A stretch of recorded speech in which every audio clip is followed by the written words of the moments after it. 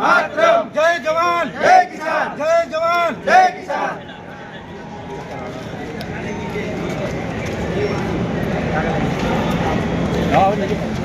દ્વારા આપને ટિકિટ નથી મળી અને અપક્ષ તમે ઉમેદવારી નોંધાવી હતી અને વિજય થયો છે, શું કહેશો?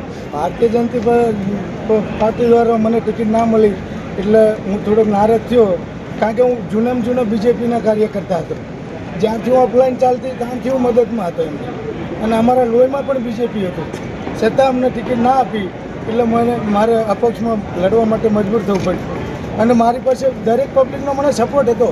થોરી મુબારક, ખેંગારિયા, રહેમલપુર, એમને મને ચોખ્ખું કીધું કે તમે ભીખાભાઈ ભરી દો અને બીજી બધી ચિંતા અમારી ઉપર છોડી દીધી. અને એ એમને ખરું કરી બતાવ્યું, મને પૂરા જંગી મતથી જીતાયો.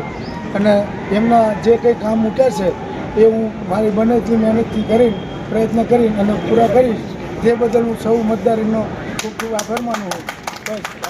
આગળનું તમારું રણનીતિ કેવી રહેશે? ભારતીય જનતા પાર્ટીમાં જોડાશો કે બીજેપીમાં જોડાશો? હવે આગળની રણનીતિ તો મારા વોટરો જે મને વોટ આપ્યા છે એમને પૂછીને અને પછી નક્કી કરીશ. ત્યાં સુધી હું કોઈ પગલું નહીં ભરું. હા.